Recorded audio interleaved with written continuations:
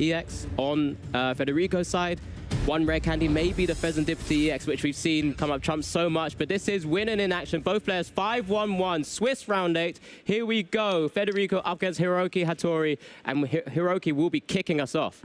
And of course here for Hiroaki, we see that buddy puffin, ever so important to getting that setup going for the Dragon Ball deck.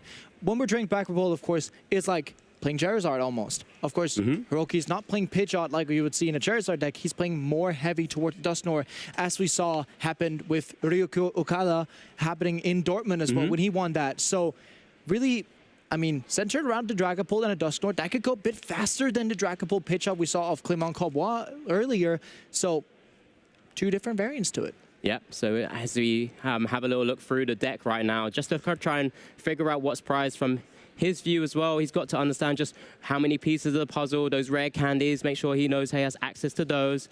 As we're just kind of looking through both sides as well, we get some unique cards, I think, in both decks, right? Yeah, exactly. We see Federico starting with the Morpeko.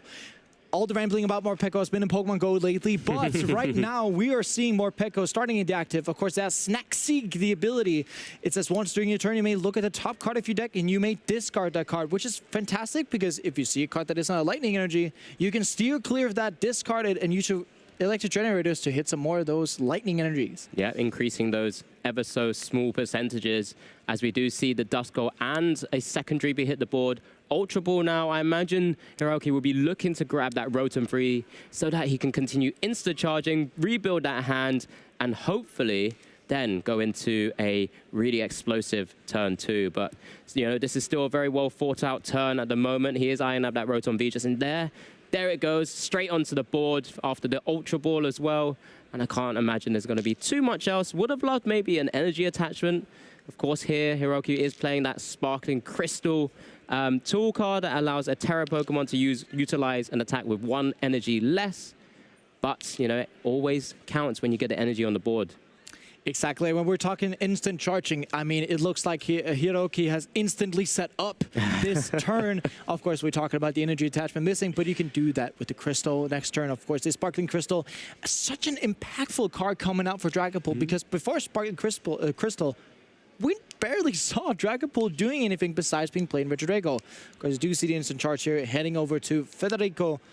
Let's see what he can stifle up here. Yeah, and just trying to look out and work out that hand right now. Did see a generator, but didn't see much else at this current moment in time. There's a quick Let's look for some snacks here. Oh, that's a lightning energy getting off there. So his hand looks horrendous. Oh my. It's just a pass. It may be over. Candy, Dragapult, Sparkling Crystal, and an energy attachment, or a rare candy into Dusknoir is all it would take here. We're not asking for too much, but there's a Forest Sealstone already on Rotom V. There's a Dragapult EX already in hand. Arvin, it looks like all the pieces should be all there. We might just see it here, and I think we will. You can go Arvin for candy, for Sparkling Crystal, right? You get that. You can use the Forest Sealstone to get the energy. There you go. You can also do the other way around with the 2 key pieces. It doesn't matter how you do it, as long as you get it. And in this case here, we saw the Earthen Vessel. That gets you the energy. Sparkling Crystal off the Arvin. We already have Dragapult in hand. And very unfortunate start for Federico. But let's look at the positive as well. If it's going to happen, it's going to happen once. There's plenty of time. 3 games is what we play, but we'll just confirm and make sure Hiroki's going to play this all out correctly as well. And he's just peeking his hand. Does he have the Dragapult? Gets the rare candy. I think Dragapult's already in hand, my friend. And we've got it. Writing on the wall. Dragapult, Sparkling Crystal energy, and it's over and wrapped for game 1.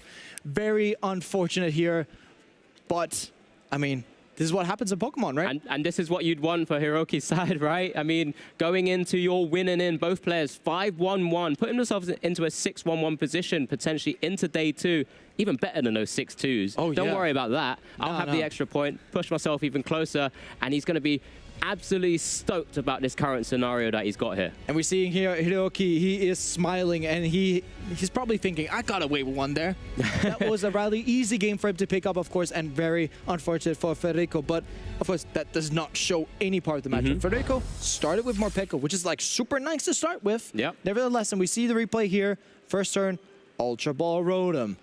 Gets that setup going just as he wants to, besides the energy attachment, of course, and then just the rescue board pass into Arvin, gets the game going, and that's all happened. It's just unfortunate, but chin up for Federico. You are in this position because of how you've been playing throughout this tournament so far. You have the opportunities, you have the tools to be able to bring it back. And I'm sure Federico's just got to compose himself again. We go again, you know, utilizing some of those fantastic attackers that I mentioned a little bit earlier. Iron Hands into the right Pokemon, or, you know, Miraidon into the right V's on the bench, or the Pheasantipity on the bench as well. There's so many opportunities there for Federico to really sort of just take down this game. But it's game 2 now. Let's just see how Federico is going to hopefully draw a little better and, you know, give the viewers what they want. You viewers were the ones who picked this deck, who wanted to see it on stream, and here we are. We haven't even seen the Miraidon yet. No, we haven't seen Miraidon. We've seen Mirai Brick. Oh, So far, we want to get into a real game with Miraidon. Better starting hand. We do have, it looks like the Raikou. We have an Ultra Ball that can get the Miraidon. So that's actually a Luminion and Iron Hands. That's not super good starters. But again, let's look at the positives here. 44 minutes around about to finish off 2 games, and Miraidon goes pretty fast. And he's getting additional cards with a mulligan that we see there from Hiroaki. But the Iron Hands in the active, unfortunately, isn't able to generate 2. That's the only struggle right now. But let's see what else Federico will be able to conjure up with that hand, with the Ultra Balls. Maybe start going into the right different Pokemon as well. Does have Luminion to start bursting through and find cherry-picking, I'd say, the right supporters to try and take down this matchup, to try and claw himself back into the reckoning. Because right now, his back's up against the wall. Exactly. And of course, we're starting the Iron Hands here. Bit awkward, right? I mean, we're talking about, you know, a really, really big Pokemon that has, you know, 4 retreat cost. But when we're talking about that, he still does play 2 switch cards, does play Prime Catcher to move this this Iron Hands. So getting out there is going to be possible. He is playing 4 Arven, so there's searchability to go around these sorts of things. I mean, he must have started Iron Hands more than just this time in the tournament and gotten out of it, probably. So therefore, it's all right. We can still get going. He has to Ultra Ball to get Miraidon going and gets his setup all right. Yeah, he's got a hand to work with, right? And when you're able to maneuver with switch carts and prime catchers, maybe there's an opportunity in the world to just target down the right Pokemon if he's able to find that prime catcher through stuff like an Arven, or maybe if he's able to raw draw it, who knows? We'll be able to see shortly as Hiroaki gives up another mulligan. More cards for Miraidon to try and piece out their combo pieces. Sometimes isn't too great. But, you know, at the same time, Hiroaki's taken that early game 1, over 42 minutes to go. And I do reckon we are going to be seeing a winner of this match either way. But one deck that I'm really scared of giving mulligans to is Miraidon, because it just lets them draw these cards to get into these electro generators and continues their setup.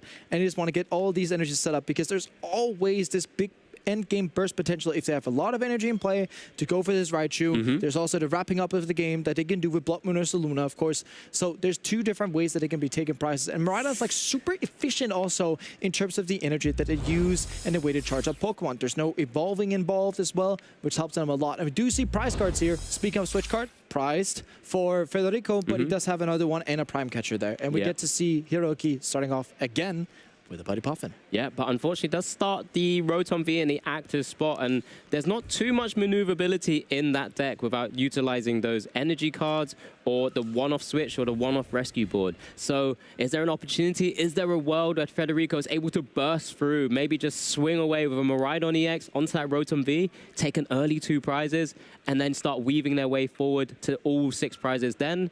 But let's see how we're going to play this out. Hiroaki's just double-checking what is prized, double-checking he has access to things like that Pheasantipity EX, of course, because he knows there's going to be prizes taken from Federico's side. Of course, and when you're staring down a Miraidon deck, you think that they're going to be attacking on turn 1. Of course, leading Rotom is one of the worst Pokemon to start with, because you want to make sure when you're playing against your opponent that they need as many cards as possible to pull off a knockout and combo. With Miraidon, you simply just only need, in this case, a switch card, electric generator, Miraidon, and an attachment if you had 2 of the generator, that is.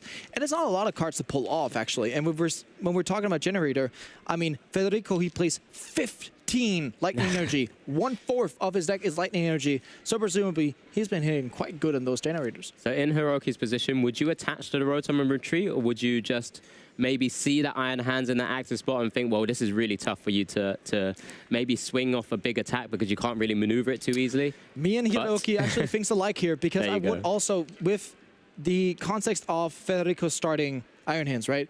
We want to hope that they don't hit a switching card to get into Miraidon and attack. And if they do, they still have to burn some resources. And nevertheless, Miraidon cannot attack on the following turn unless it goes back to the bench and goes back up fourth again. So there's even more resources that they would need to do that, which also means that if they pull off the knockout on Rotom, you come up, 320 HP, Dragapult, take that. Well, ideally at least. It's still got a bit of a way to go with those rare candies because it's not going to be able to burst straight into it, but there's always that opportunity to do so. We do see the Nest Ball here from Federico, you know, being able to grab any basic Pokemon and put it straight to your bench. Could utilize, of course, the Miraidons that Federico plays. There's also the Squawkabillies, EXs, and other sort of support Pokemon that everyone has been sort of championing throughout this weekend so far. As we do also see the Morpeko come down, that snack peak. Morpeko, maybe one of those MVPs Federico has had throughout the tournament. Is that a second Iron Hands that's hit the board as well? It definitely is. This couples up perfectly because if Federico can hit double Turbo Energy, for example. No, he's changed his mind. Never mind. He switches it up. Never mind. He caught us. But in case he put down the Iron Hands, right? With stuff like Prime Catcher, he could be targeting an Adrewi with the energy on it. Yeah, that's possible. You can go double Turbo Energy and hit an Electric Generator, and you would get 2 prizes and also disrupt Hiroaki and making sure that he has to hit Candy, Dragapult, Sparkling Crystal, and the energy, which, I mean, the name of the game is make sure your opponent needs the most amount of cards to pull off the combo as possible. Yeah, and it looks like Federico maybe is just going down the route of trying to utilize his Miraidon as the main attacker here, because I don't think Raikou V at the moment is able to actually take the knockout of his Lightning Rondo attack. 80 plus 20 on itself is 100, and it's only 140. It's not quite enough on the board state right now, but the Miraidon, if able to get a great attack off, will be able to take a knockout. We do see the Forest Sealstone also hit the Raikou. He does get the attachment of the rescue board onto the Miraidon EX on the bench as well. Just kind of thinning out more cards because just trying to make that generator hit as much as possible. And speaking of generators, you see 2 in the hands. We're about to see, for the first time today, some electric generator magic. And, I mean, Alex, you probably swung through games with Miraidon before. How often do you hit on those? Never. Honestly, there's a reason why I've tried to stay away from electric generator, but it's never really pays off for me, unfortunately. But you know, there's some players who are able to, in a similar way to Lugia, get the right board state, get the right cards, have a little bit of a gamble, and then this way they can actually try and utilize all those energies onto the board state and just do some massive attacks. What is it? What is it?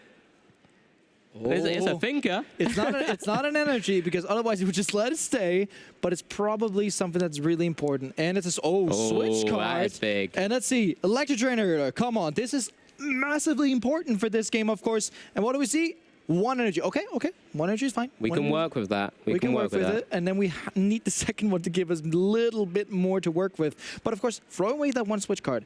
Maybe he has missed the second switch card. Yeah, so then the only potential switching out that Federico currently has access to will be that Prime Catcher. Does, of course, have the Forest Sealstone to grab whatever he'd like, but it's not ideal here, as we do see the Forest Sealstone now being utilized. That's the Prime Catcher, and we can see the Prime Catcher with the Raikou actually targeting Dreamy with energy, going a disruptive route, and of course hoping that Hiroaki cannot pull off this Candy Dragon Ball combo on the following turn. Of course, super important. We still do have another generator left, but very smart. Oh yeah, he already has the rescue board in the Miraidon, so never mind there. But he gets to use Electric Generator once more. If he hits 2 from this, he's able to attach the double Turbo Energy that was in hand, and actually starts an amp. Yeah, we can see an amp this turn. Let's see if we hit here. Come on, 1, 2. Iron Hands, baby. Come on. Let's amp it up. It's time to amp you very much. I think there's a lot of opportunity here. Didn't even need to think about using Miraidon. Let's keep that Rotom V on the board state for that little bit longer. Let's make Hiroki's turns a little bit harder going forward. So we're going to see a turn 1 amp. There's more energies on the Raikou V ready for latter turns as well. You know, so things are looking on the up here for Federico. Exactly. We've seen 2 polar opposites of decks, right? Dragapult, this heavy setup deck that needs to set up all the damage. And, of course, we also see Miraidon that where the early game is the place for it. I mean, like I said, just having and utilizing Miraidon EX's tandem unit, that just for Lightning and Pokemon, of course, but that Battle VIP Pass sort of effect on just the Pokemon is just incredible. And that's why Miraidon, for so long now, does kind of come in waves. Okay, no worries. So Sorry, I just lost my train of thought. Because I was just looking at what exactly Federico is actually going to be starting to play around. Yeah, because there's a few routes that he can take throughout this game, of course. And I mean, also when it comes to it, with the prize cards incorporated into that, it's also, you know, way where he has to, you know, wiggle around, trying to do as much pressure early game, because we do know that with this matchup in particular, it does get really hard once a Dragon Ball gets, you know, its foot inside the door and gets to play this game properly. And that's, of course, where Miraidon, in every single matchup that it plays, it's strongest in the early game. You want to surprise your opponent and really stifle their setup. But then again, if you can't do that, Miraidon just... For example, if you didn't... Sometimes. It just sometimes goes wrong when you don't hit the generators, man. I mean, that's all I can say. But when you hit them, it's fantastic, right? And like you've already tried to highlight earlier as well, with that Raichu V just being a bit of a late game finisher, there's so many opportunities there that allows you to just swing really big. I mean, when there's a big EX Pokemon like we've seen with Charizard EX or Dragapult EXs, and out of nowhere you still have loads of generators that have hit and they're just on the board, Raichu could come out of nowhere and just deal with massive amounts of damage. But, you know, this is why we're seeing Federico being able to take his place at 5-1-1 right now. And then, of course, we've seen Dragapult throughout the European circuit so far. Oh, yes. As we said, we haven't seen it too much in the US. Of course, not too many regionals happening there. Of course, they've had two. We've had two so far. And, of course, we didn't see much of it in Joinville in Brazil either. It's interesting, right? We want to look forward to LAIC with a perspective of, is Dragon Ball going to have a good showing? Matchup-wise, Dragon Ball has been, you know, quite shaky in some areas. Yeah. And making sure that, you know, Dragon Ball can play this highly, it's really good on Hiroaki that he's done it so far. And, of course, leading 1-0 into this game, too. Yeah, so we're back into the game here. Now utilizing that Squawk ability EX on the bench as well. So just being able to go through the deck even further with a Squawk and Seize, as we do see the Iron Hands come up to the active spot now. Ampy very much alive and ready to take two prizes just on this. Oh, here we go. We love it. Very much gets in, and Hiroaki is also playing along with them. Hands there. And the question here, of course, as we said, Hiroaki, under massive amounts of pressure from this Iron Hands, he has to evolve that Dreepy into Dragon Ball. He almost has to come attacking this turn as well. Of course, for Seal Stone, a great helper to start it off. He looks like he has so many different pieces available in his hand right now. He does. He will need to try and get that Sparkling Crystal to be able to swing sort of any relevant damage, of course, because Jet Headbutt not really doing enough, in all honesty. But Arvin is coming down now, being able to take the Sparking Crystal should Hiroaki decide to go with that.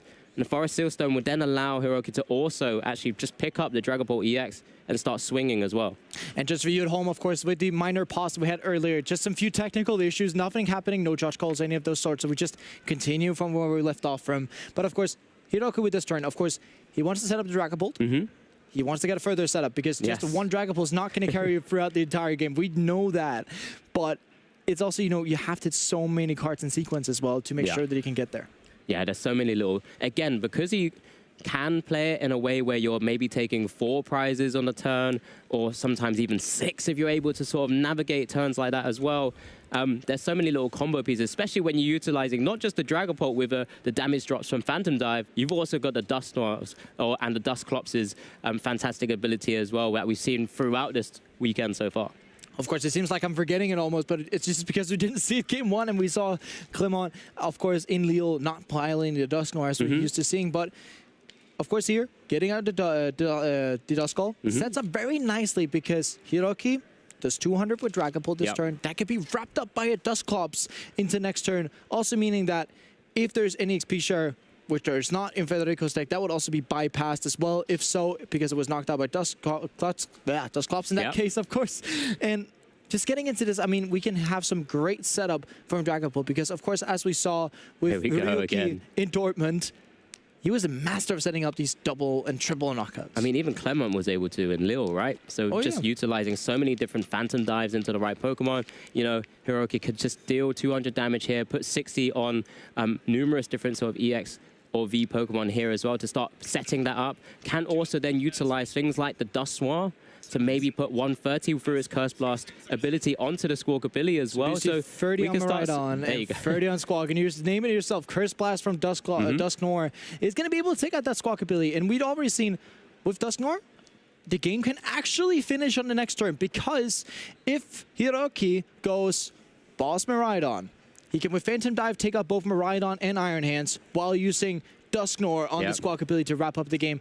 That means just 2 attacks take 6 prizes. Yeah, it's incredible. But then at the same time, this is almost telepathing the game plan to Federico, which means Federico has an opportunity to maybe find a way out of it. He very likely needs to start targeting the Dusknoir. But as Crystal, yes, as you just mentioned, the vacuum that we've highlighted throughout this weekend as well, one of those cards that just gets loads of value across different matchups. There, just removing the Crystal out of play and does then require a further attachment from Hiroaki, which isn't too bad because it's already one energy away, already has the psychic energy on it. But Federico's probably going to need to try and figure out a way to maybe take down that Dusknoir. Yes, exactly. And we got the boss's order already in the hand. Perfect with MP very much, right? But there's also the opportunity of getting, Bravery Charm into play. If Federico can get Bravery Charm onto the Squawk ability, it blocks the ability of being able to get knocked out by Dusknoir. Of course, then it means that Hiroaki has to find his lost vacuum to get rid of that Bravery Charm. But we see the boss's order is onto the Dusknoir, which telegraphs Ambu very much is going to get some action here. Let's go with the hands, and they're both signaling it. We love to see this. Yeah, back-to-back, Ampu very much. 4 prizes taken by this Iron Hands EX. So often when we see back-to-back Ampu very much, they tend to be game-ending often, because if your opponent isn't able to take down the Iron Hands EX and is able to go in again, and whilst setting up the rest of your board, it's a really scary place for Hiroaki to be right now. And one thing that's very awkward for Hiroaki is he has Iona in hand, but he does not have fire energy in hand either. He doesn't. He has psychic energy in hand, not fire, and he needs a fire energy. That's why we're getting the Festivity. So there's a line here where, of course, we can try with Iono and disrupt here. We also do have the counter catcher in hand, so we can grab 4 prizes this turn. Perhaps maybe even taking out something like the Raikou, because that could draw cards and help out there. But we want to take out 4 prizes this turn with counter catcher. And the Iono. And we need to hit that fire energy. That fire energy is going to be so crucial this turn. With the Iono, I think the odds are probably fairly high. I mean, there's opportunities to draw into the Earthen Vessels, and then there's the free fire energies that are in the deck. I believe, and just double check those prizes yet, none were prized either. So there's a lot of opportunity there. Plus, there's the Festivity allowing to flip the script and draw even more. So after an Iono, there's 9 cards that Hiroaki is going to be seeing. If you miss, sometimes you just have to put your hands up, but the likelihood is very low. Oh yeah, we've seen a load of misses today as well as hits. But let's see if it's in the script that Hiroaki is going to hit that fire energy. 100%. That's going to be so important, because just using the first attack off the Dragon Ball, the Jet Hammer, is not going to do enough. Of course, he's going to get the knockout, and then he can perhaps build on it the turn afterwards. But of course, we want to put the maximum amount of pressure on. We do see Arvin here. Decides to go for the guarantee with the Earthen Vessel instead of disrupting Federico's hand down to 2 with the Iono, just wanting to make sure we can utilize it. Here's the Earthen Vessel with another Forest Seal Stone. Again, likely to be the card that's pitched away, of course. Just holding on to that Iono for the time being. Maybe if Federico's not able to take a knockout, that Iono could be utilized on the next turn and making it really, really hard for him. But the issue we could stem upon here, right, is that, yes, he can take out Miraidon, which also means that he has to find additional Miraidon. Hiroaki has not benched enough Pokemon to the point where Raikou can take out the Rotom for game. Very true. That's very important to notice here, which also means that you might be thinking, why didn't he Iono here? Well, the board is essentially safe, right? Unless Federico pulls out another Miraidon, Electric Generator, because we see the counter catcher here on the Miraidon. So he's going to be able to take out a Hands and the Miraidon EX to take 4 prizes, as we see here, pointed towards it. Free goes onto Iron Hands, and we got to see the last free being placed as well. But we see here, we need Boss, Miraidon, Electric Generator, and Energy. There's still often games, these things happen with Miraidon where they need multiple cards in combination together, but it needs it to happen. So 4 prizes here being taken by the Phantom Dive attack. There you go, just going into 2 prizes remaining each. We're leveled up this match here, or this game, I should say, right here, right now. But it's on Federico to try and find a way to take a knockout on maybe something like that Rotom, or if there's a world we see a third Ampu very much. He does play 2 double turbo energies. There's still Electric Generators in the deck. He's still got a decent-sized hand as well, so there's lots of opportunities here. I mean, the Raikou V looks like the correct choice to at least promote because it does have an energy attached to retreat. It does. Oh, we get the boss's orders. We have Nest Ball. We have Energy. We have Switch Card. We can get Miraidon out here. And if we do have that generator, Alex, we might just see a wrap on this game too. And Miraidon fighting back. We see the Bubbles, it's there. Blood Moon Ursaluna does it too because you can attach to it. You can boss's orders that Rotom, and you can get the bear going for 240 damage. Yeah, we always seem to forget that Blood Moon Ursaluna EX is such a fantastic splashable card. It was one of Amy's card choices for this weekend, if I'm not mistaken. So congratulations to Federico for winning that game too, leveling up this win and in scenario. And we're here for one more game to see who's able to take it down and actually make it into day 2 at the Gdańsk Regional Championships. What fantastic play in the end here, being able to amp you very much twice and then utilize such a unique attacker in Blood Moon. And of course, with the start we had in the game, it looked like as if we're going to see Hiroaki storming away with it now. And then Federico had the perfect answer to that, of course. But we see this is why it's back and forth. It's not that Dragapult needs a lot to get going. Neither does Miraidon, of course. It just needs itself. But one thing that's very important in this match, it's a question of, does Miraidon hit what it needs to? If it does, usually wins. And then, of course, it's always a question of who hits what gets hit. Yes, of course. And does the generators work out in your favor? Yep, absolutely. I mean, we've already saw just from utilizing the Prime Catcher, getting the Miraidon into the access spot with that rescue board, it had a free retreater, then can utilize that one more electric generator, and the double turbo energy, and actually hit the 2 lightnings. And, you know, we're amping very much in, maybe potentially into day 2. Yeah, and we would like, I mean, he would, if he amp you very much as into day 2, he would say thank you very much for day 1. But, of course, we can't draw to any conclusions that. But we do have 25.5 minutes left. Plenty of time in a Miraidon matchup to make sure. If this game took around about 20 minutes, there's no ties here. I don't believe there's going to be any ties here unless something goes wildly wrong. Yeah, exactly. It has to be very weird. But it's going to be good action because we'll get to see Hiroaki. I was probably going first again. I was going to ask you, like, in Hiroki's position, choose to go first. I mean, just so you can get your board set up where possible. Double Dreepy prize, one of his Rotom Vs. Isn't too bad, I guess, but a double Dreepy could spell some trouble. But it does spell some trouble for Hiroaki. Of course, having those 2 Dreepy prizes is super unfortunate. Of course, he's running those 2 Rotom, which does save him in this case, of course, and he's going to get the bad news in a second. But at least one thing that's very important. Didn't prize Sparkling Crystal, which is even more important than that. But leaning into this matchup as a Dragapult player, I want to go first because if Miraidon goes first, they get that extra turn to set up Iron Hands. Very true. You get 2 attachments to Iron Hands, which means you only would need to hit 1 energy off the electric generator, and you're just making the job easier for the Miraidon player. Of course, they don't get to play supporter on the first turn, but we have stuff like Squawkabilly, Miraidon, looking for loads of cards to start. So we don't want that happening. Of course, it puts the pressure onto the Dragapult player, saying, you need to hit Puffin. You need to hit a Rotom to set up.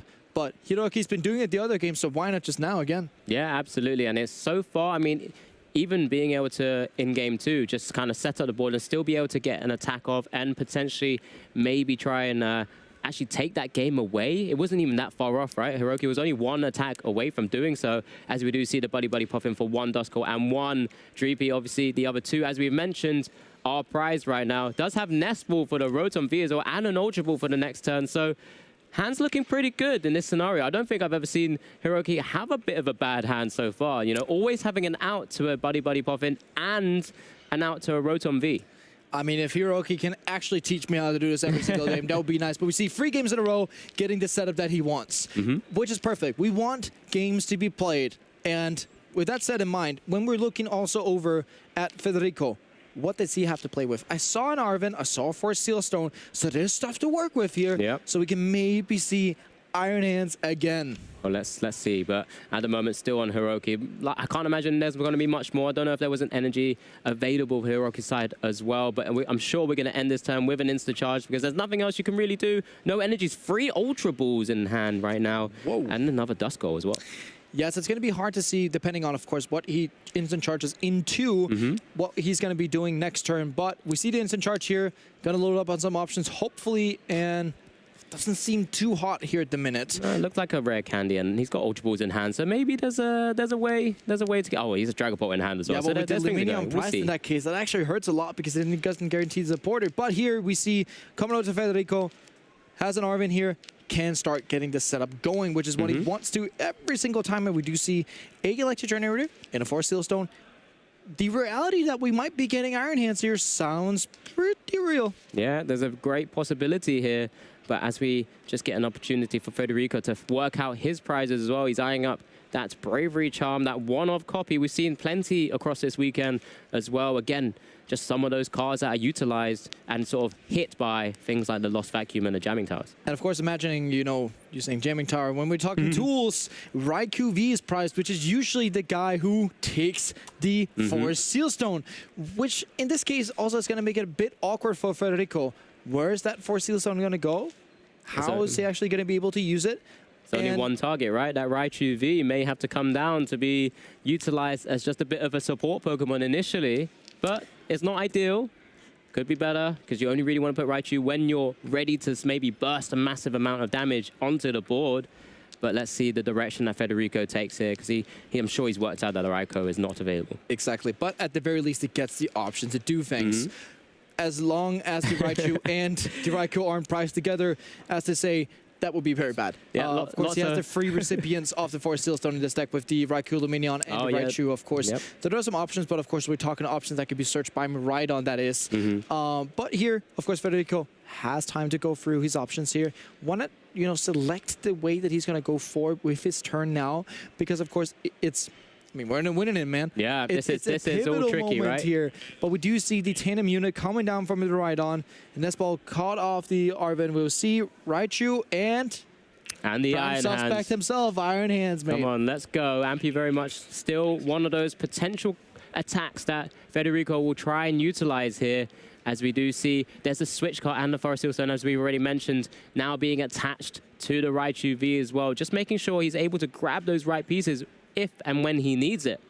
Yeah, so the thing is here is that if he hits 2 off the Electric Generator, there's a possibility of going for Seal Stone for double turbo, but that leaves you with no other options in your hand for the coming turn, depending on if you get off prizes. Now, of course, that's great. He's Forest Seal Stone now first, actually. All right, so making that decision. Bit. Oh, that could be Nestable for a potential squawk ability. Yeah, just kind of continue bursting through. There. You've mentioned this earlier. It's another one of those support Pokemon that we've been championing for throughout this weekend. Is Squawk going to be the one that's going to carry Federico into day 2? That Squawk and Seize ability, so good in decks like this, where you're able to just really burst through your deck, get those energies attachments when you need it, maybe try and save some of the other utility combo pieces where you need to. Does have double lightning in hand as well. Here comes the first generator. We need some energies here if our name is Federico Gallo. And what does he have? 1, 2, double again. Lightning energy. He is running through him. Yeah, this is the tricky bit right now. I mean, we've already mentioned, because he's used the Forest Seal Stone, he can't really dig out the double turbo energy. He can't guarantee the Ampu very much. But what about we just hit the double turbo energy off the Squawk ability? Exactly. I mean, that's the dream we're living right now. Potentially, as we do see the Switch card and Bravery Charm already been taken, of course, from that Arvin as well. This is one of those tricky moments. Let's see what's going to happen. Poking it up there, and we do see the Switch card. So at least if Federico misses the double turbo and hits a lightning, there's at least the opportunity of using Arm Press for a knockup. Better than nothing, right? Not ideal, but we want to be able to have that 2/2/2 prize raise as always, as almost every single deck wants to in this format, of course, right? So we do see him pondering about the Switch card, does play it, and gets up the Iron Hand. So we're going for it. Oh, yeah, there we go. Let's see if we hit the double turbo energy here. That's going to be important 6 cards heading off here. Yeah, 6 cards from the Squawk and Seize, what we're working with. No, but 2 Electric Generators. Wow. Could have been so good. There is a possibility of actually, you know what can happen here?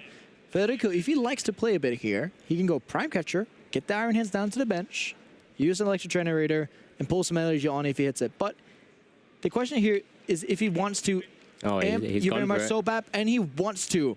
So he hasn't attached yet. So we can see Generator again. It's going to be really important this again. This is a big 5 cards here, I think. What is he? 1. He's just the 1 for the moment. We have a second generator. We got generator number 3 coming in a hot minute, I think. We've got 2 lightning energies pitched in the discard pile already as well. So we're down. Yeah. We're down 5 in total. I don't know if there was any more in hand. I think there might have been 1. But if you're playing with Rhydon, you'll always want to go for greed. More is better. And we get to see the third, number 3 electric generator coming right in. Here we go. And yeah, we need energy. Another here. big 5 cards, Jesper. Let's see what we hit. And there is 1. That's all we need, because we have the hand attachment for the Rhydon for the retreat. So Federico, you know, zigzagging a little bit here.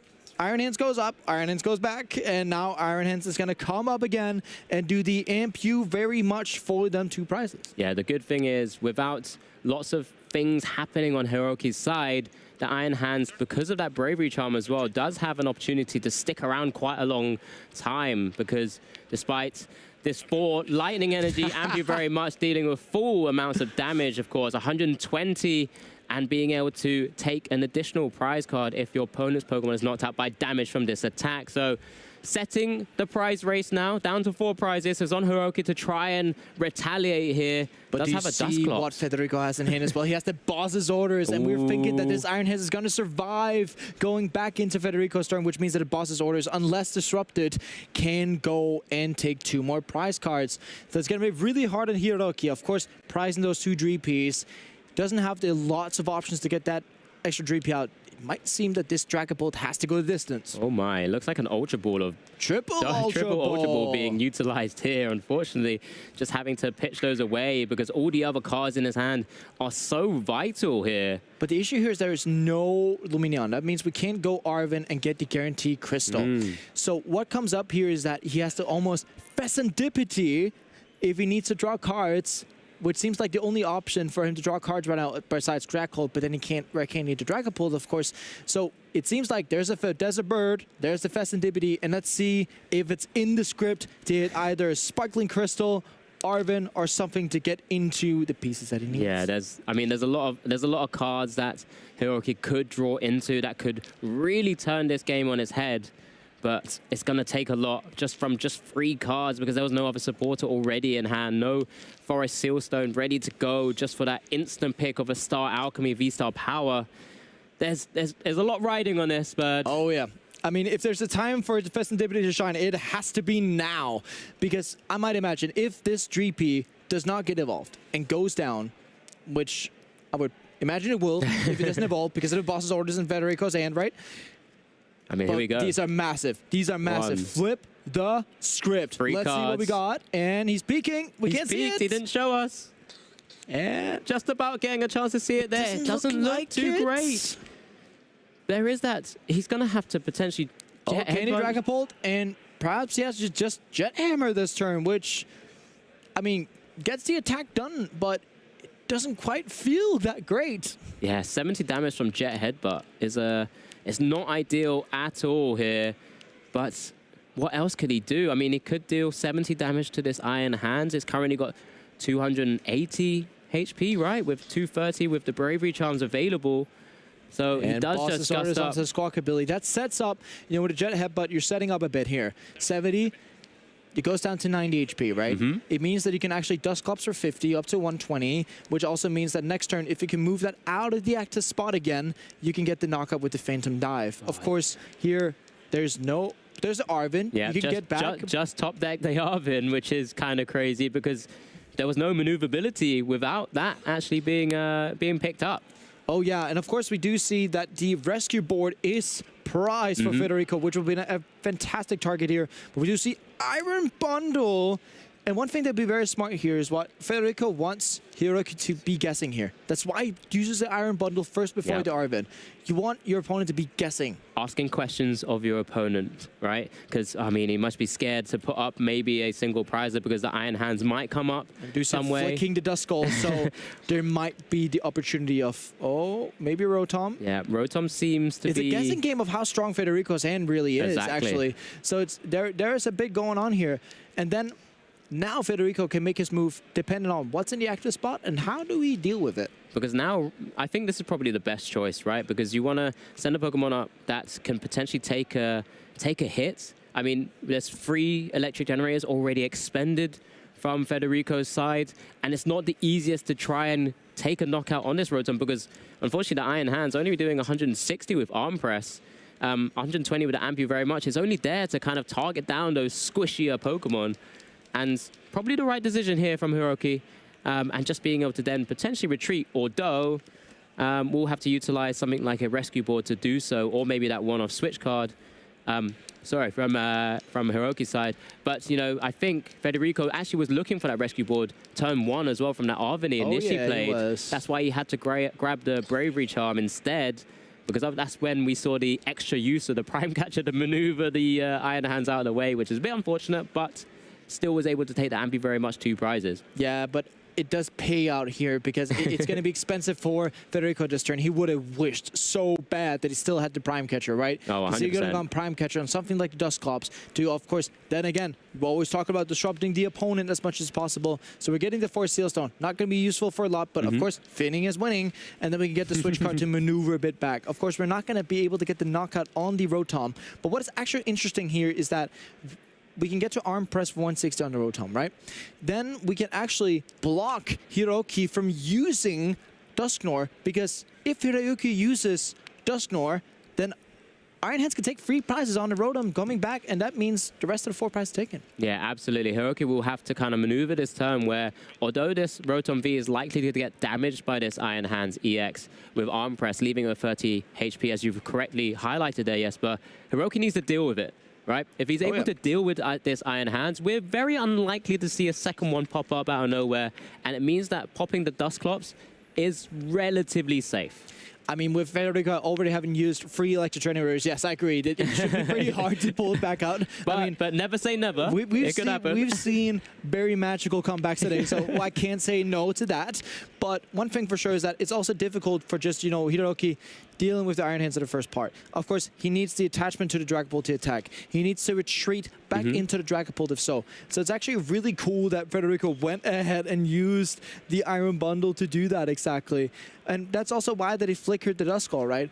Because Federico probably would have gone, you know, I'm going to amp, take out the Duskull. Oh, this is big. And then we're going to see the Duskull Squawk ability. That's Hiroaki doesn't have the fire energy in hand right now to actually use Phantom Dive, and it's just trying to take the prizes here. So had to utilize it on the Squawk ability to try and draw something. He drew into a 3rd Dreepy and the other Rotom V. That's not ideal in this scenario. It means that Iron Hands, it's going to stick around a little bit longer because he's just going to have to retreat into the Dragapult EX and maybe Jet Headbutt once again. And if he Jet Headbutts, this means that boss's orders will equal game for Federico. So, of course, that's what we're looking forward to. We did have the boss in hand already, right? So that means that if Hiroaki just retreats, uses Jet Headbutt, we might just be all over here. There's not much else that Hiroaki could do for the time being. Does put up the big, bulky, tanky, 320 HP Dragapult EX into the active slot initially, gets the Psychic Energy attached to the benched Dreepy that he's just taken from the prizes. There's the Jet Headbutt for 70 damage. I think we're here. So Jet Headbutt, he points towards it, puts a 70 damage on, and a moment of truth. Is there a boss? It's it's off the top as well. Not even just needing one in hand. Has he got all 3 in his hand? That's amazing. Wow. Just an incredible boss's orders. Thank you very much, and thank you very much for that round 8, Federico. What a masterful play with Iron Hands there. We saw 4